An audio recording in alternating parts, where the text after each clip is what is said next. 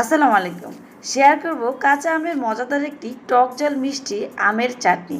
আর এই আমের সিজন থাকতে এই মজাদার আমের চাটনিটি তৈরি করুন, কারণ এটা তৈরি করতে কোনো রকম রোদ্রে যাওয়া ঝামেলা লাগে না, আর ইনস্ট্যান্ট তৈরি করা যায় চুলায়। তো এটার কিন্তু পরিশ্রমও কম, কিন্তু খেতে খুবই টেস্টি, আর এটা দেখতেও খুবই আকর্ষণীয়। আশা করছি আজকের এই রেসিপিটি ভালো লাগবে। তাহলে চলুন শুরু করা যাক। আর হ্যাঁ, আমার চ্যানেলে যারা এখন নতুন তারা চ্যানেলটিকে সাবস্ক্রাইব করে পাশে থাকবেন। এই যে প্রথমে কাঁচা আম নিতে হবে, আর এটা যেহেতু চাটনি, এটাতে কিন্তু আমের যে কচি আমটা রয়েছে সেটা সুবিধা হবে, আর যদি আটি হয়ে যায় তখন সিদ্ধ করে চেলে নিতে হবে। তো আমটা প্রথমে এভাবে ছিলে নিতে হবে। এখানে প্রায় 1.5 কেজি আম রয়েছে, তো আমটা ছিলে নিলাম। এখন আমি এই আমটাকে পিস পিস করে নিব সিদ্ধ করার জন্য।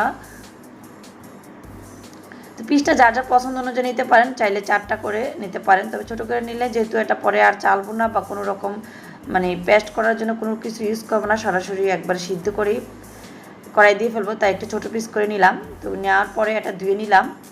তো এভাবে ধুয়ে নিচ্ছি, দেখুন আটির অংশ থেকে এটা কেটে নিচ্ছি এভাবে। আর যদি অনেক সময় বিচি হয়ে যায়, আটি হয়ে যায়, তখন আমটা 4 ফালা দিয়ে সিদ্ধ করে আমটা চেলে পিওর রসটা বের করে এই আমের চাটনিটি তৈরি করতে পারবেন। তা আমটা সিদ্ধ হওয়ার জন্য আমি পর্যাপ্ত পরিমাণে পানি দিয়েছি। তা আপনারা চাইলে কিন্তু এখানে সিদ্ধ করার জন্য কম পানি দিয়েও সিদ্ধ করতে পারেন। তা আমি একটু বেশি পানি দিয়েছি, কারণ এই টকের পানি দিয়ে আমি রান্নাঘরে যত তেলকাস্টার চর্বির যত জিনিস আছে বা 4 কাপ ওইটা ধুবো, তো এর জন্য একটু পানি বেশি দিয়েছি। আপনারা চাইলে সামান্য একটু পানি দিয়ে, তবে এই পানিটা দিয়ে সিদ্ধ করলে টকটা কমে যায়। এই যে আচার তৈরি করতে বা যে চাটনি তৈরি করব সেটা তৈরি করতে গুড়টা কম খরচ হয়। তো আপনারা এইভাবে ট্রাই করতে পারেন। একটু ব্যাপার দিয়ে পানিটা ফেলে দিলে টকটা কমে যায়, সেই ক্ষেত্রে গুড়টা কম লাগে বা চিনিটা কম লাগে আচারে।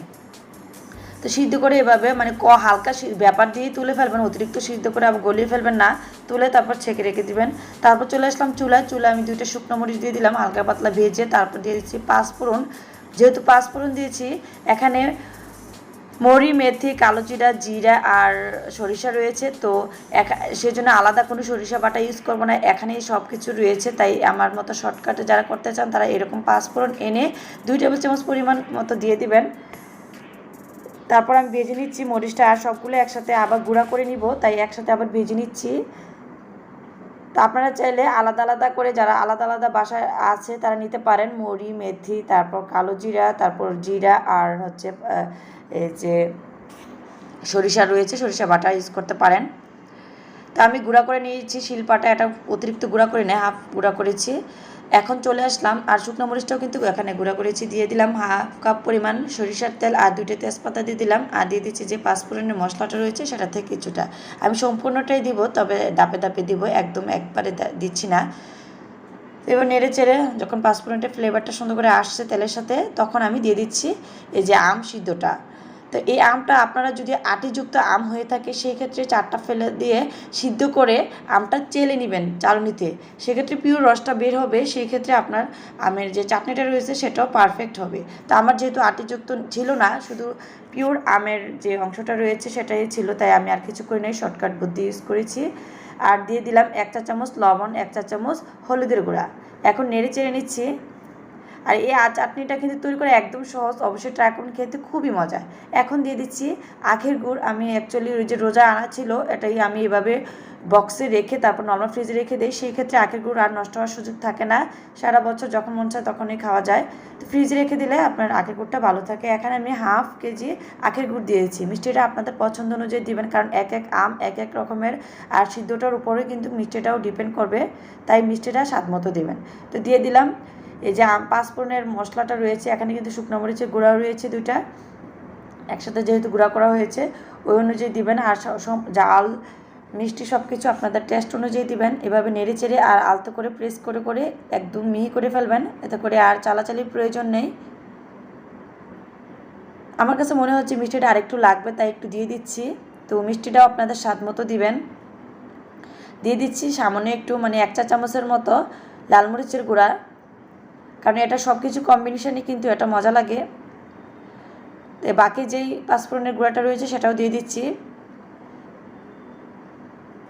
ধাপে ধাপে দিলে শেষ পর্যায়ে যে ফ্লেভারটা রয়েছে সেটাও থাকে, আর ভাজার যে ফ্লেভার আছে সেটাও থাকে। তো আমি এভাবে কিন্তু যেই আমগুলো একটু একটু জমাট বাঁধা আছে বা একটু চাকা আছে, সেগুলো কিন্তু প্রেস করে করে মিহি করে দিচ্ছি। আর দিয়ে দিলাম 1 চা চামচ বিট লবণ। এই বিট লবণটা দিলে কিন্তু আপনার যে চাটনিতে স্বাদটা রয়েছে সেটাও পারফেক্ট পাবেন। সব কিছু কম্বিনেশনে আপনার চাটনিটা একদম পারফেক্ট একটি আমের চাটনি হবে। আর কাঁচা আমের চাটনি কিন্তু একদম সহজ, তবে খেতে খুবই মজা। এভাবে তৈরি করে নেবেন। আর যারা যেহেতু 1 সপ্তাহ বা 1 মাসের মধ্যে খান, তাদের কোনো আর ভিনেগারের প্রয়োজন নেই, এমনিতেই ভালো থাকে। আমি এখন সারা বছর সংরক্ষণের জন্য দেখাচ্ছি। এখানে আমি 2 টেবিল চামচ পরিমাণ এই যে ভিনেগার দিয়ে দিলাম।